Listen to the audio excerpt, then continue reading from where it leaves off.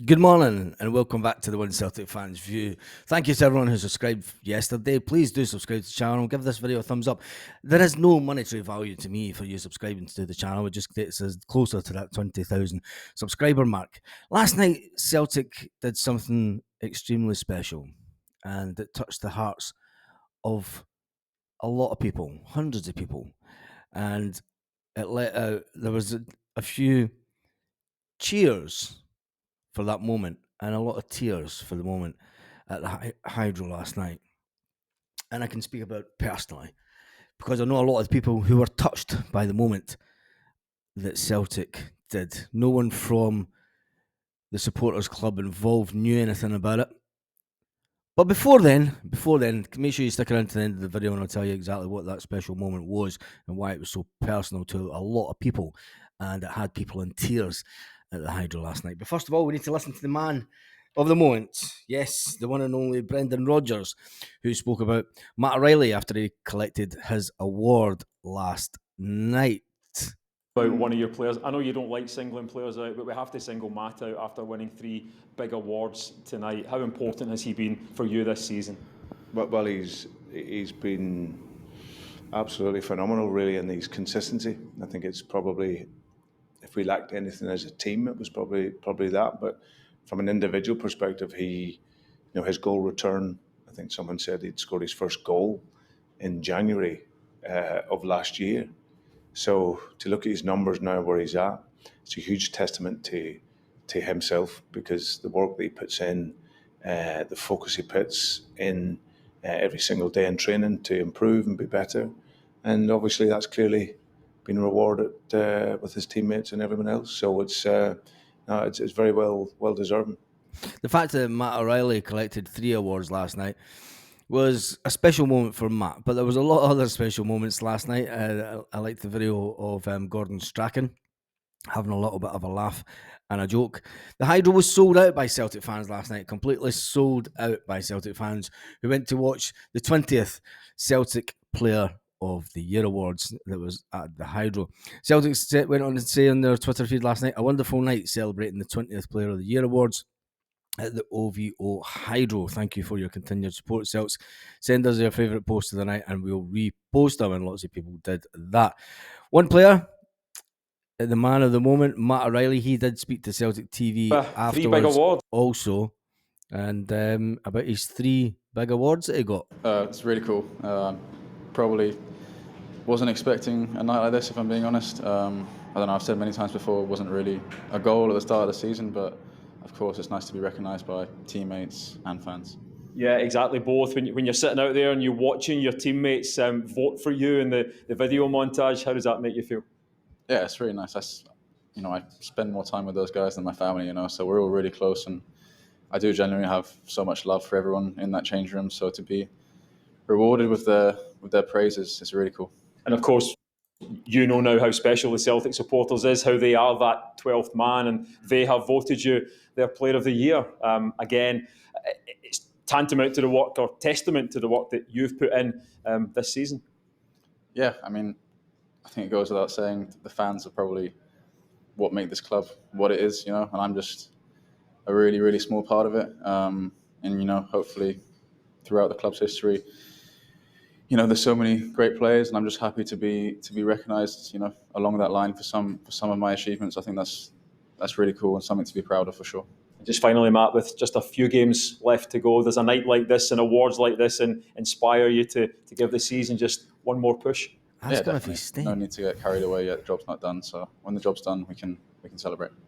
The big question is, and the question on every Celtic fan's lips will be, Matt, are you staying for the Champions League next season? Are you staying to give us that hand in the Champions League? Look, you can go and get sold in December for 25 million, for 20 million. Just stay for the Champions League. That'll be the clamber this summer. But then a lot of players, a lot of Celtic supporters will say, just cash in on them.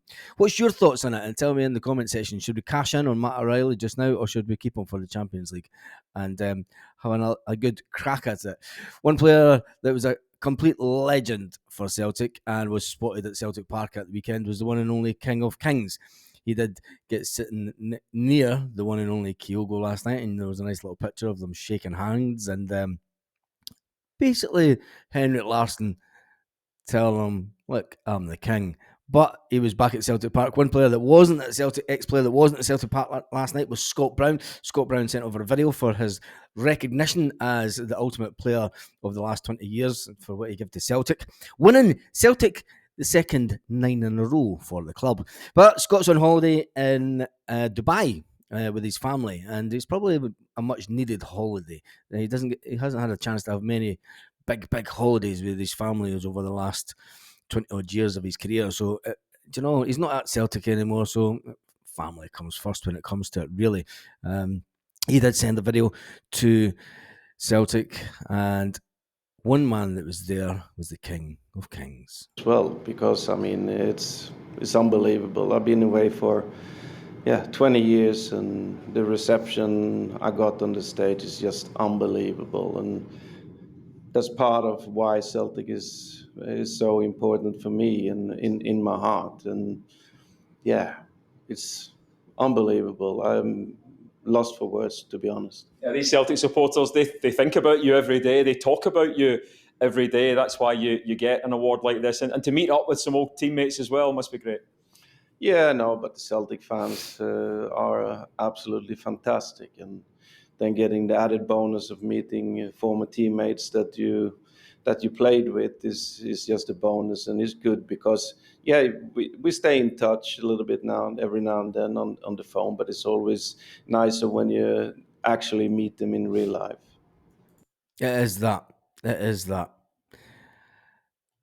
To the moment that touched many people outside Celtic was the moment that no one at the Joseph Rafferty Celtic Supporters Club knew was going to happen last night. And there was a big turnout from the Supporters Club that was in Glasgow at the Hydro. And it was for the one and only, the late, great writer, historian of Celtic, Mr. David Potter. He received an outstanding award for his contribution to documenting vastly the history of Celtic over the years in so many books that he wrote for Celtic. He was recognised, and his wife Rosemary was there, and Tom Boyd, who has a lot of family in Fife, and he was there with Rosemary last night. Yeah, I was absolutely delighted to present it to Rosemary, David's wife, and just looking at what David has done for our football club by writing so many books about every aspect of our football club, where about players, teams, leagues, wins. I think it's 30 odd books that he wrote. That's amazing. And for this good lady to be able to suffer right through the whole lot. Yeah, I don't know if you've done any research, Rosemary, but it's an amazing. We really appreciate people like this who have analogued our history and achievements that we have made and make us such a wonderful football club. David lived for Celtic, absolutely, and he gave so much back to the club and particularly to the supporters forevermore. How proud a moment was that for you tonight, Rosemary? Yes, very much. He said he would be thrilled and touched and just so proud of getting the award, that his contribution had been recognised, his contribution to the Celtic family, because I think he did feel, it was a big family, the supporters, the players, the whole team. So it's just a pity he couldn't accept it in himself in person. Yeah, will that award have a special place on your mantelpiece or your cabinet? Yes, indeed. And I have some of the family with me tonight. So two of my grandchildren. So they're interested in seeing it all and taking part in the feeling of it, I think, as well. So I'm sure they'd have been absolutely delighted to see you up there on stage. So congratulations to you on behalf of your late husband, and thanks, Tom. Chris Sutton is one ex-player that's been glad that the manager, Brendan Rodgers, called him out for what Chris said about the manager. Remember, around about Christmas time when we lost 2 games, he turned around and says that the manager and the players were going through the motions. And Brendan Rodgers paraphrased that when after the game at the weekend, and he spoke about the fact that he spends 12 hours a day at the Celtic training ground, and then he goes home and does more work on football.